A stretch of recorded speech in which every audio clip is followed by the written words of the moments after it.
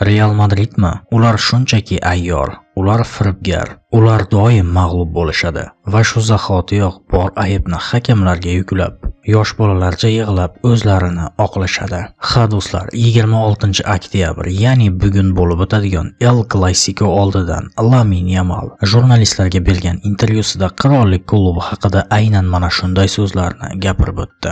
Bu esa madridlik muxlislar tomonidan katta e'tirozga sabab bo'ldi va Lamine Yamalning hozirgi kunda juda ham mashhur va trendda ekanligini inobatga oladigan bo'lsak, bu El Clasicodan oldin ushbu qarama-qarshilikni yanada qizdirib berishini anglab yetishimiz ham mumkin. O'z navbatida Lamine Yamalning bu gaplari uchun uning Ispaniya terma jamoasidagi jamoadoshi va Real Madrid klubi safidagi gladiator va jangchi Dani Carvajal undan bu haqida so'rab olmoqchi. Albatta, ushbu bahs nihoyasiga yetganidan so'ng. Ha do'stlarim, bugun 26 oktyabr sanasida uzoq kutilgan ilk El Clasico bo'lib o'tadi, ya'ni 2025-2026 yilgi mavsumning ilk El Clasicosi. O'tgan yili ajoyib mavsum o'tkazganiga qaramasdan Barselona klubi ushbu El Clasicoda outsider hisoblanmoqda.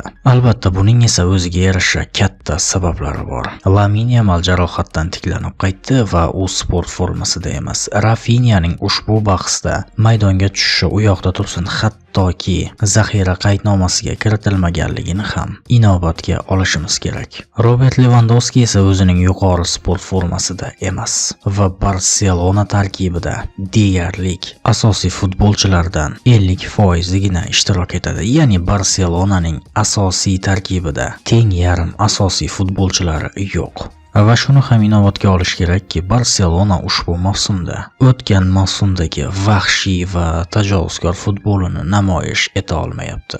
Real Madrid klubida esa aksincha ushbu mavsumda barchasi a'lo darajada ketmoqda. Albatta, Atletico Madrid klubiga qarshi qaqshatqich mag'lubiyatni inobatga olmaganda. Umuman olib qaraganda do'stlarim, Madrid klubi bosh murabbiylari Barselonaga qarshi debyut o'yinlarida umuman omadli desak noto'g'ri bo'ladi. Chunki Jose Mourinho Barselonaga qarshi debyut bahsini mag'lubiyatdan boshlagan. Carlo Ancelotti ham ilk uchrashuvda mag'lub bo'lgan. Rafael Benitez ham, Juan Lopetegui ham, Santiago Solari esa faqatgina durang natija qayd etgan. Lekin ushbu mutaxassislar ichida faqatgina Zinedine Zidane Barselonaga qarshi debyut bahsida g'alabani qo'lga kirita olgan xolos.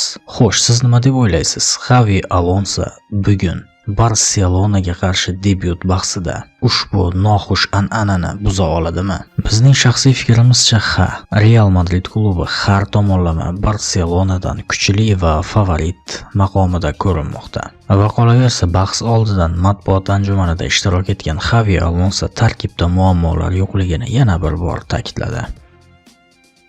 Men allaqachon asosiy tarkibni ko'z oldimga keltirayapman. Juventus klubiga qarshi o'ynamagan deyarli barcha futbolchilar sog'ayib ketishdi va deyarli barcha futbolchilar asosiy tarkibda maydonga tushish huquqiga egalar. Biz Barselonani sinchiklik bilan o'rganib chiqdik va bugun maydonda nima qilishimiz kerakligini juda ham yaxshi bilamiz, deya ta'kidlab o'tdi 43 yoshli ispaniyalik futbol mutaxassisi.